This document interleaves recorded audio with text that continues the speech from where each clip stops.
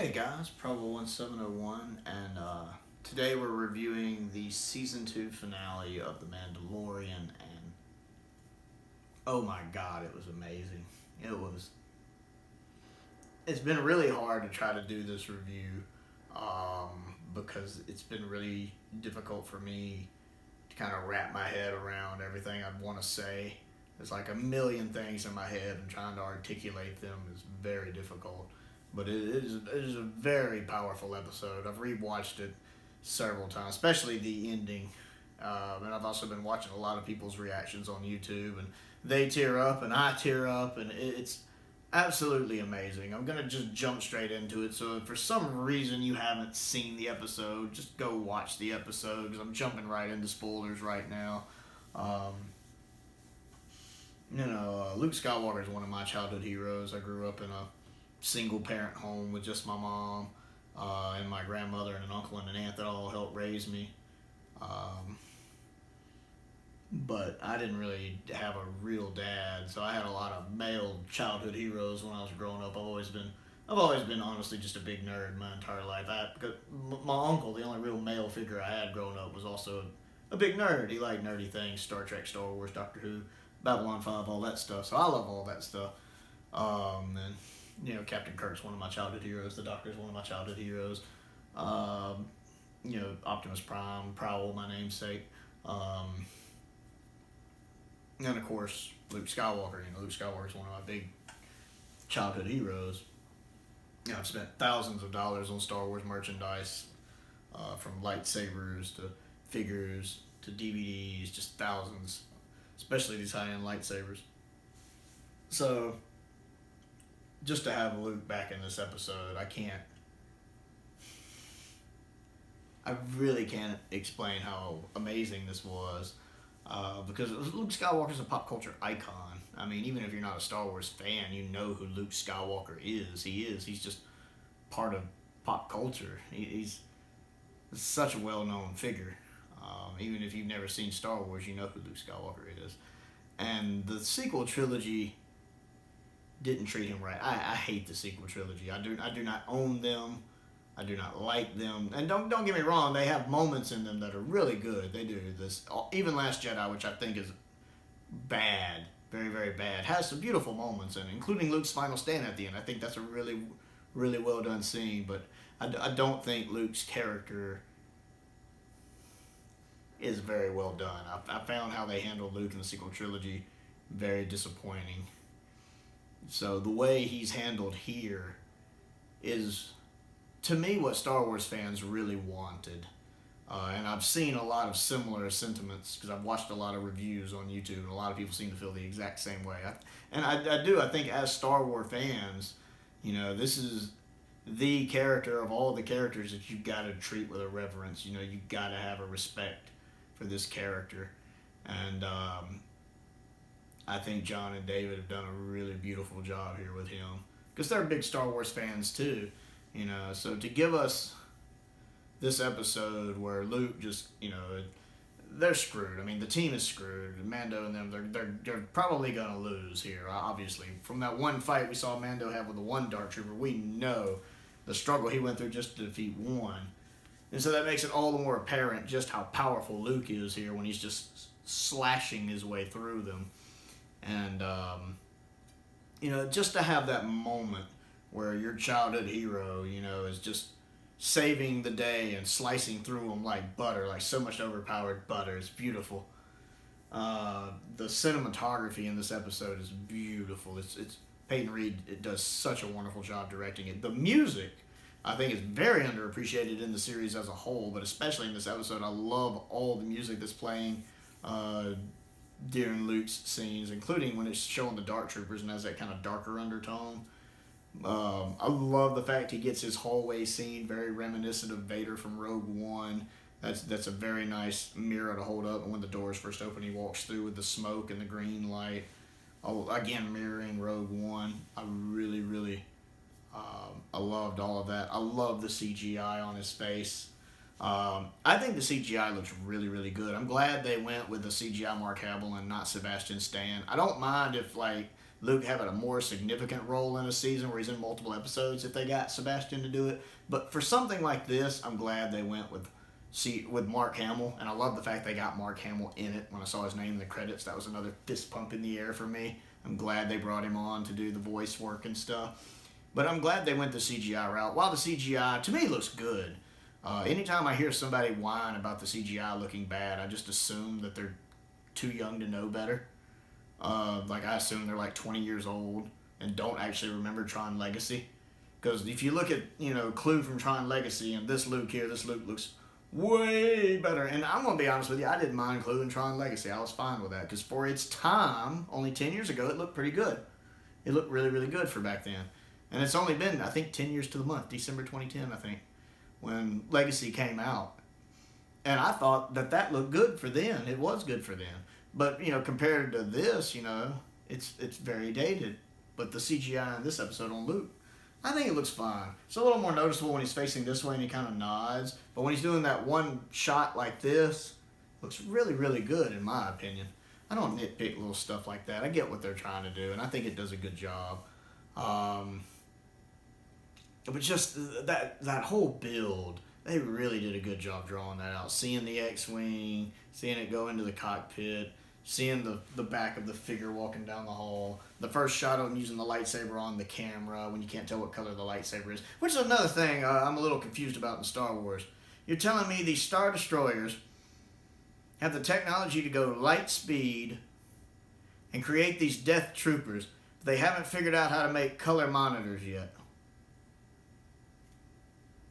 Like, do you want to do the color monitors? Nah, that adds another like $250 a monitor. Just do the black and white ones. It's fine. Should we do the flat screen and the CRTs are fine. Just put them in. I don't know. That just amuses me. But the way they do that when you first see the saber, so you can't tell what color it is nice. So when you get that first shot from the back, when you actually see the green saber, it's beautiful. And then for me, when I first knew, was that shot from the back when he's holding the saber like this. You can see the glove, but you can also clearly make out the hilt. And as soon as I saw it, I knew that was Luke's saber. I'm like, Archon, prodigal son. Yep, I know it. That's Luke. And then right after that, he's doing the push, and you can see there's no glove on this hand. It's beautiful. It's just, I know I'm rambling, but I'm just, oh, man. I loved that. The whole episode was good. Don't get me wrong. The opening chase was really, really nice. I love how it kind of mirrors the opening chase from A New Hope. I loved Boba Fett and Bo-Katan, and I can't remember Sasha Banks' character's name. I love them kind of facing off. Mine might be the last voice you hear. I love the little smack talking fight there. And then, I kind of lost interest until they were aboard the ship. The fighting was fine. The girls fighting with the stormtroopers was really nice. Good, really well choreographed. I liked the Mandalorian women coming up from beneath to ambush the troopers. That was really nice. I actually really enjoyed watching Mando fight with the Death Trooper, because Mando seems overpowered a lot in the series with the Beskar armor, so it's nice to actually see him getting stomped pretty hard, actually having a hard time of it. I really actually enjoy seeing him really struggle for a minute there. And again, it does a great job at showing how dangerous these things can be to the average person, these Death Troopers. I love the Death Trooper design as well. Very reminiscent of Vader almost, like they're Vader inspired. I really like their look. They just look like something you don't want to mess with. I enjoyed the Gideon Mando fight. I mean, it was obvious Gideon wasn't going to just let him go. I'm surprised Mando fell for that. But their fight, while short, I liked the choreography of it. And I liked it. I love the situation that Gideon manipulated him into, of taking the Darksaber from him and kind of thwarting Bo-Katan's place, because he's kind of pitting them at each other. And it's nice because it leads you in that direction, thinking, man, is Bo-Katan going to attack him? Are we about to see a fight between Mando and Bo? And it looks like it's going to go there right before the Death Troopers all come back. And I didn't even think of that. When they got sucked out, I wasn't even thinking, they can just rock it back. I just figured, okay, he got rid of them. I've noticed in some of the other people's reviews and reactions, they thought about it. They're like, can't they just come back? I didn't even think of that. So when they came back, I was like, okay, cool. And they're pounding the doors, and I had no idea what was going to happen. And then even when I saw the X-Wing, I thought it might be a Jedi. I didn't know it was Luke. I figured it could be Ahsoka. I figured it could be Cal, because Cal in the game in Fallen Order, Cal's face is modeled after Cameron. So I figured it could just be Cameron playing Cal. I wouldn't have been surprised if they'd went that route. The game would have been a great way to set up Cal as a character in a TV show.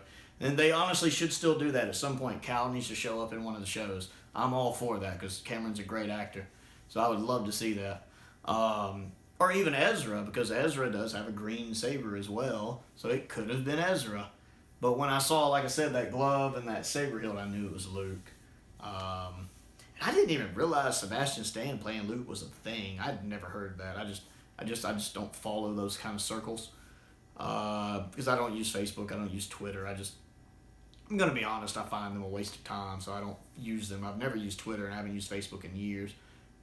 So I'd never even heard about any of that. But I'm glad they didn't go that route here. I'd be fine again if Luke is ever like more involved in a series and featured heavily. I'd be fine because he does look a lot like a young Luke. I'd be fine with them doing that.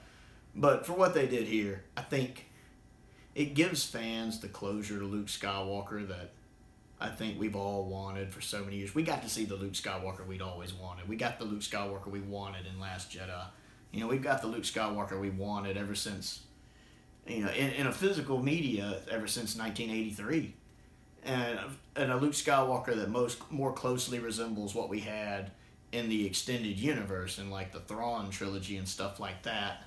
And I absolutely loved it. 2020 hasn't been the best year in so many ways. But just for a few minutes, for a wonderful, amazing, blessed few minutes, 2020 was amazing. 2020 is the year that gave us Luke Skywalker back. 2020 is the year that redeemed Luke Skywalker. And I'm sure Mark Hamill is probably number one on the happy list. Like I said, there's a lot of fans that this episode made very happy, and I'm sure one actor as well, and that's Mark Hamill. I'm sure he's happy about it as well. To see Luke get treated with the reverence he deserves by people who appreciate him. And if Disney's paying any attention to these reactions, to these YouTube reactions and what fans are saying all over the world about this, they're going to take note and realize just how fond people are of these characters. Because they made basically the same mistake Hasbro made with Optimus Prime in the 80s for kids, You killed him off and screwed up his...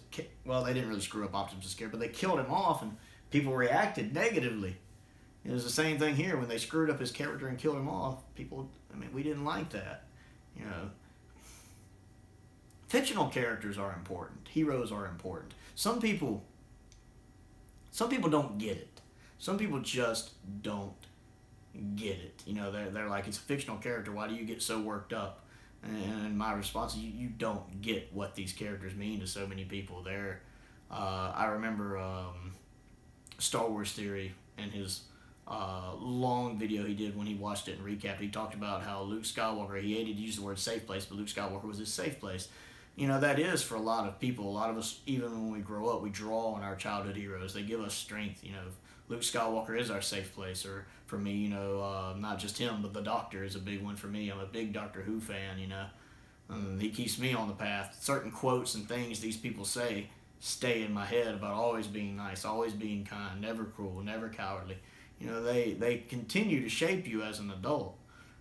Heroes, everybody needs heroes, be they real life heroes, like maybe your dad's a police officer or a fireman, or fictional heroes like Luke Skywalker or Captain Kirk, because they can help form who you are and your morals and your values, and they're great heroes to have. People are like, but they're just fictional characters, and I'd argue in some ways fictional characters are more real than real people. There's actually a story. It's called 6 Characters in Search of an Author. It's a really good story. And in the story, the characters of a book come to life and argue that they're more real than real people because they're the same. They never change, whereas I'm not the same person I was 20 years ago. I'm not the same person I was 10 years ago. I'm not even the same person I was 5 years ago. But these characters like Luke Skywalker and Captain Kirk, they're the same. You can go back and watch them over and over and over and over and over again. they're still the same core person, um, and long after 100 years from now, when I'm no longer here and whoever's watching this is probably no longer here, these characters will still exist. People will still know their names, long after we're gone, and people probably don't even remember us. People will still be watching these characters. People will still be watching Star Wars. They probably remade it by then, but people will still be watching Star Wars. People will still be watching Star Trek. People will still probably be watching Doctor Who. People will still know who Luke Skywalker is, and this character will continue to influence their life. So I say that a fictional character is very, very real, and the force they can create is very, very real. So I've really gotten off track. Luke Skywalker really means a lot to me, and I know this is supposed to be a review of the whole episode. This is really the meat and potatoes of the episode for me. It's it's really meant a lot to me to see that they brought Luke in. The fact that they were willing to do that, and the fact that they treated him so well, and so many fans feel redeemed and vindicated.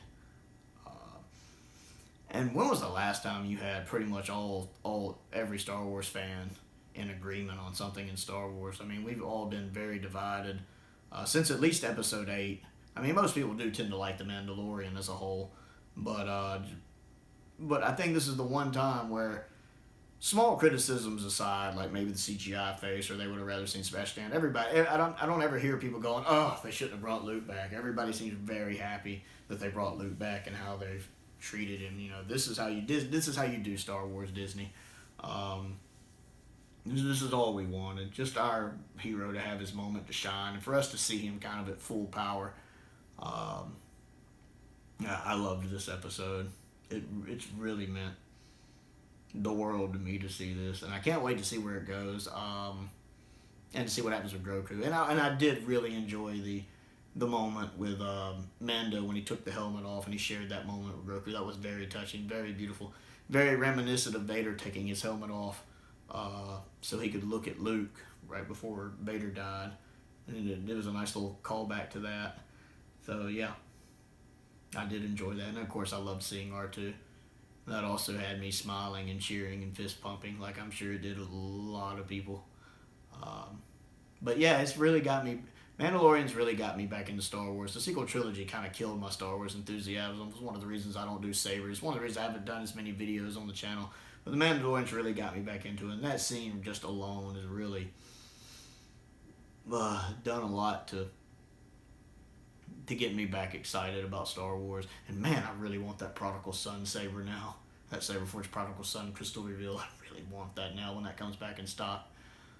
So yeah, I'm sorry I've rambled so much, and I have no idea how coherent this was, but I promised I would get a review up, and this is it. So I hope you liked it. I'm Prowl1701. Click the like button, click the subscribe button, click the bell for notifications. Check out my smaller channel, Another Sci-Fi Guy, where I talk about other sci-fi related stuff, mostly Doctor Who, and most importantly, comment down below, tell me what you think, how this affected you, and if this is really, you think, moving Star Wars in the right direction with Disney. And stay safe, and thank you for watching.